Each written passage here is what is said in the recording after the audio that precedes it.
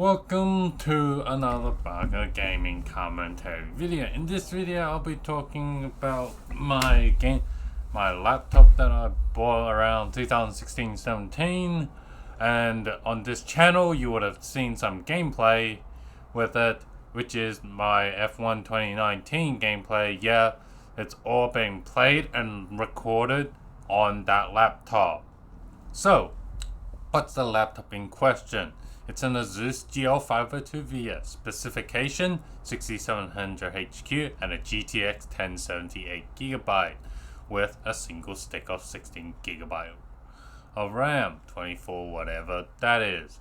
So what's the experience of this laptop in 2021?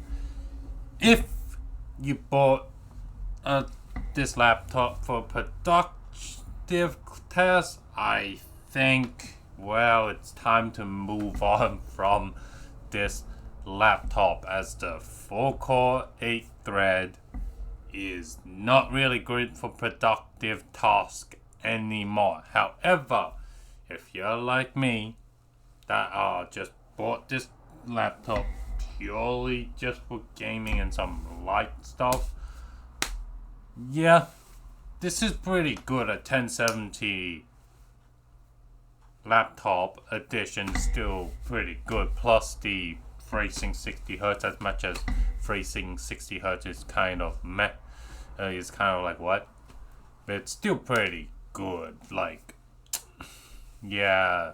And the reason that, the CPU aged pretty badly, we have a 16-core 32 threads on the consumer AM4 platform, which is, that is a lot more CPUs cores than this thread even have. And on top of my main desktop, which is a Ryzen 7 1700X now, that has 8-core 16 thread, which means I have literally as much as real core as much as threads on my laptop. So, which then leads to my next point, onto the laptop. When this laptop is plugged to the wall, the performance for gaming pretty good. The CPU, the laptop doesn't feel sluggish. The graphics seem pretty fine plugged on and off. However, it's the CPU that I think is the really weak point of this laptop. What's the reasoning behind this? When you plug it into the wall and whatever, the laptop immediately boosts the CPU into a higher power state. From what I observed, this thing will go up to 90 watt TDP in certain workloads, which means this laptop actually can get pretty hot and loud.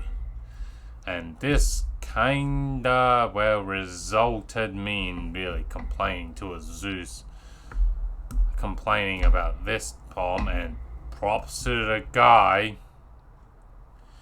to the Asus engineer who ended up managed to talk to me and figured out, hey, I don't like I wanted this laptop to be undervolted, and he nicely undervolted it.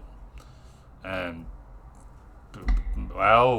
it's little bit whatever, and it's not as loud or as hot anymore, but still it's a laptop, so it's still going to be hot, but at least the noise is bearable. So, what are the good sides of this laptop? The good side is the 10 series Pascal GPU. The 10 series Pascal GPUs, it's really efficient in the laptop form factor, as it goes pretty good gaming performance per TDP, and it's pretty efficient result. This laptop basically can almost run any AAA title game at 60 Hz at high setting.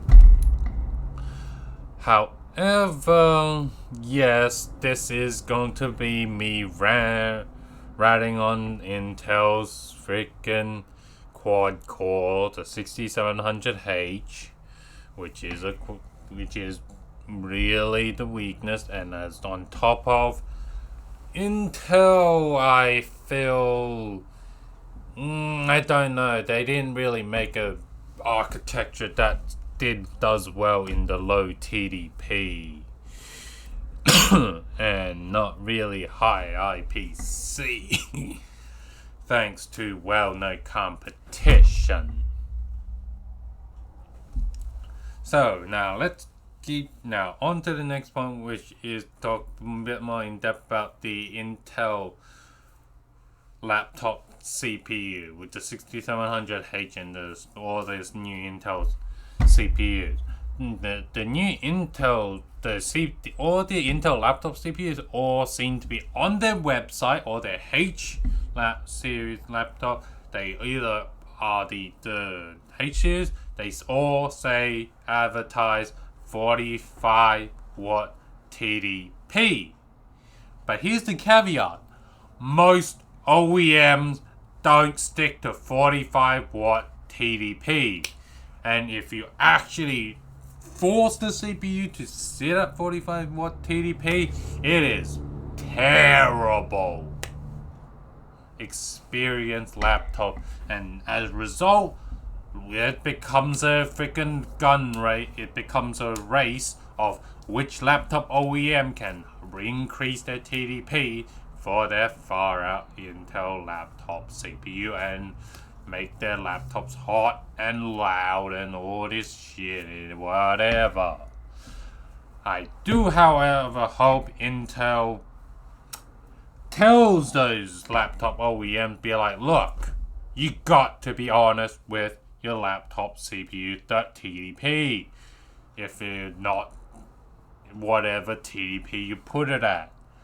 Thanks. It would be really helpful if maybe some laptop OEM can explain to me why you don't advertise your CPU TDP. Thanks.